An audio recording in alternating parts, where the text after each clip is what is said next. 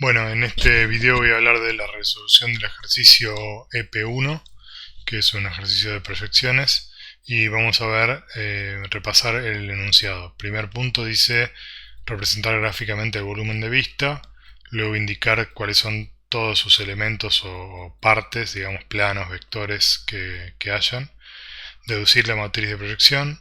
Luego habla de calcular la proyección de ciertos puntos en base a lo que deducimos en el punto C y nos dan los datos concretos del vector de proyección en el plano.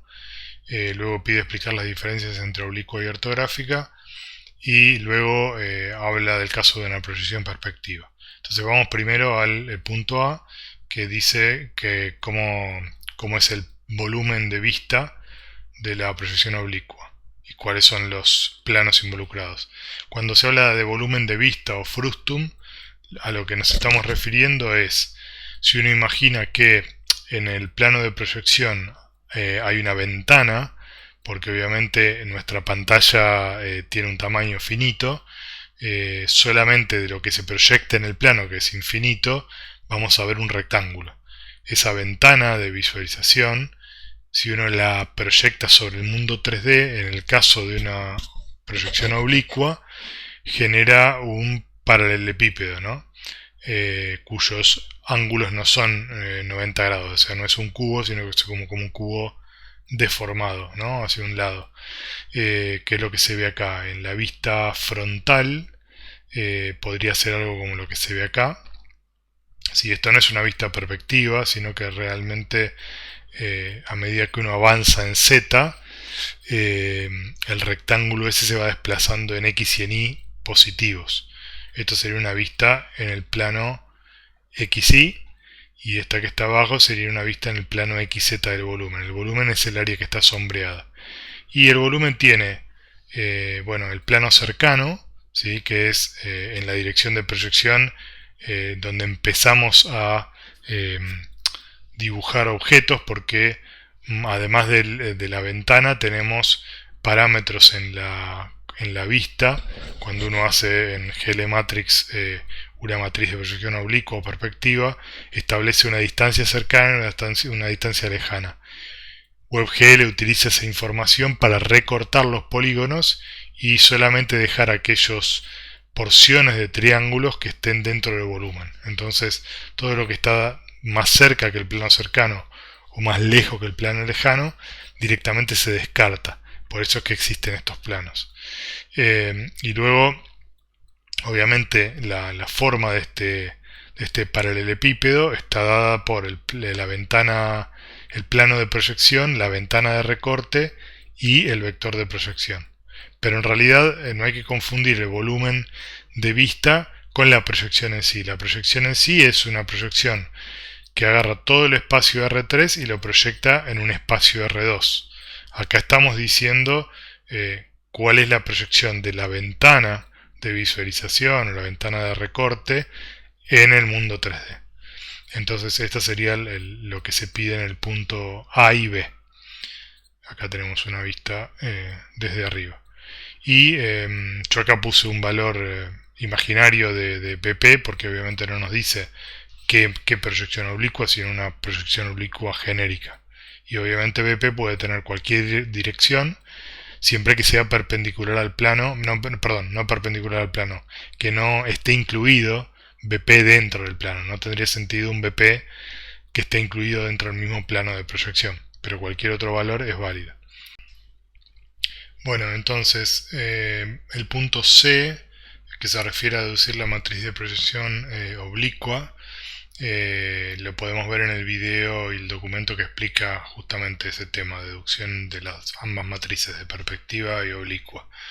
El punto D básicamente nos pide, dados los puntos ABC y un vector de proyección 0,01, calcular los puntos proyectados de A, B y C. ¿Cómo hacemos esto? Bueno, primero vamos a graficar este esquema de la derecha, en donde tenemos la vista en el plano XZ y en el plano YZ. En el plano XZ, BP va en el sentido de Z positivo, y en el plano YZ es un vector con dirección 1, 1. Entonces, si uno toma un punto cualquiera, por ejemplo P, y lo proyecta siguiendo la dirección del vector BP, va a proyectarse sobre el punto P' en el plano. El plano es el verde, que es z igual 2. Ese también es un dato del enunciado. Entonces, nosotros sabemos que este ángulo alfa y beta, el ángulo que forma el vector BP respecto del eje Z y el ángulo que forma esta diagonal entre P' y P respecto del eje Z positivo es alfa. Y sabemos que esos ángulos son iguales, que hay una equivalencia entre estos dos triángulos. Entonces podemos deducir la siguiente ecuación de que pz' menos pz sobre pi' menos pi es igual al cociente de las dos coordenadas zi del vector de proyección. Y además sabemos que px' es igual a px porque justamente acá hay un 0, o sea que en el plano xz la coordenada x se mantiene constante y obviamente la z pasa a ser z igual 2.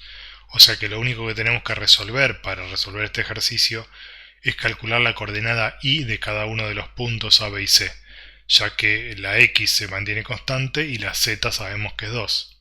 Entonces vamos a hacer la deducción primero de AI, perdón.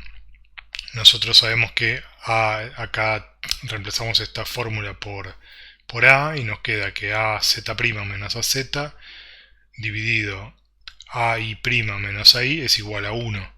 Por lo tanto despejamos y nos queda que AI' es 24. Entonces tenemos que el punto A' es 10, 24, 2, donde la única incógnita que tuvimos que calcular es el A sub I. Bueno, hacemos lo mismo para B' y para C' y obtenemos los puntos proyectados según la proyección oblicua. Bueno, el punto E habla de cuál es la diferencia entre una proyección oblicua y una ortográfica.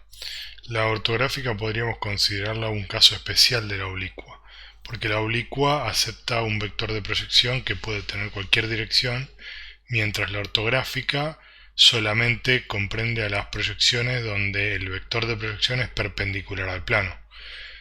Por supuesto que descartamos las opciones donde el vector de proyección está incluido en el plano porque no tendría sentido. Y después el punto F nos plantea lo siguiente. Nos da un punto A y un punto A'. El A' es el proyectado del punto A y nos dice que hay un plano de proyección Z0 y nos dice que calculemos cuál es la posición del foco. Bueno, enseguida nos damos cuenta que hay infinitos focos posibles con estos datos porque no tenemos suficiente información. Para poder deducir un foco al menos necesitaríamos dos líneas de proyección diferentes, o sea, otro par de puntos B y B' que se crucen con esta línea que tenemos acá para así deducir el punto de foco, porque justamente la definición del foco es el punto en donde se cruzan todas las líneas de proyección, pero teniendo una sola línea no podemos deducir ese dato. Entonces, la primera respuesta sería que hay infinitos focos posibles y acá yo puse por ejemplo F1, F2, F3 son todos posibles focos. Obviamente cualquier otra línea que cruce en cualquiera de estos puntos y cruce el plano pertenecería a esa hipotética proyección perspectiva, pero hay infinitas matrices.